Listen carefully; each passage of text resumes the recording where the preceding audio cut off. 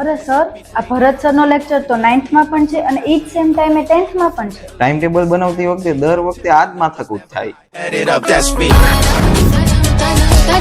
અરે મેડમ જુઓ તો ખરા, ઈ ભરત રાઠોડ સર છે અને જે તમે લેક્ચર આપ્યો એ ભરત પરમાર સરનો છે. અરે યાર, દર વખતેનો પ્રોબ્લેમ છે. આવું સર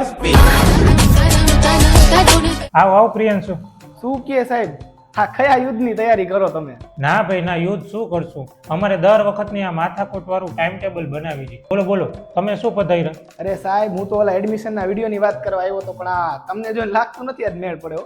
હા જો સાચું, એ એડમિશનની રીલ્સ હજી બનાવવાની બાકી છે.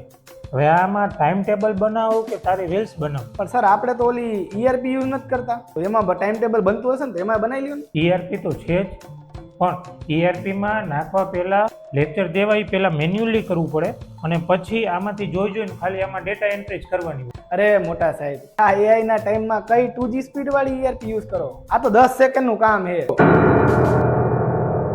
રહેવા દે પ્રિયાંશુ, ટાઈમ ટેબલ બનાવવા માટે આ 4-5 જણા અમે મળીને એક આખું અઠવાડિયું થાય.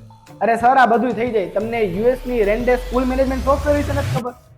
ના ના, અરે સર, જો તમને બતાવું. જો સાહેબ, સાવ એટલે સાવ સિમ્પલ છે. તમારે ખાલી એક જ વાર ટીચિંગ સીમ સેટ કરવાની રહેશે. એમાં પણ તમારે જો પહેલા સ્ટાન્ડર્ડ સિલેક્ટ કરવાનું અને પછી એનું ડિવિઝન સિલેક્ટ કરવાનું. પછી ખાલી તમારે એમાં વીકલી કેટલા લેક્ચર્સ જોઈ છે એ એડ કરવાનું અને કયા સબ્જેક્ટના કેટલા લેક્ચર જોઈ છે એ એડ કરવાનું અને ત્યારબાદ તે સબ્જેક્ટ કયા ટીચર લે છે એ એડ કરવાનું. બસ ખાલી આટલી જ ઇન્ફોર્મેશન ફિલ કરવાની રહેશે. પછી તમારે ક્રિએટ ટાઈમ ટેબલમાં ટર્બો ટાઈમ ટેબલ ફીચર ઉપર ક્લિક કરવાનું. ત્યાં તમારે માત્ર ડિપાર્ટમેન્ટ અને ક્લાસરૂમ સિલેક્ટ કરવાનું. ઇનિશિયલાઇઝ AI ઉપર ક્લિક કરવાનું. એટલે માત્ર 10 જ સેકન્ડમાં તમારું ટાઈમ ટેબલ રેડી. શું વાત કરે છે પ્રિયાંશુ, આ તો મેનેજમેન્ટ માટે ધુરંધર કહેવાય. તો પછી સર, શું તમને પણ આવો પ્રોબ્લેમ પડે છે? તો અત્યારે જ ફ્રી ડેમો બુક કરો.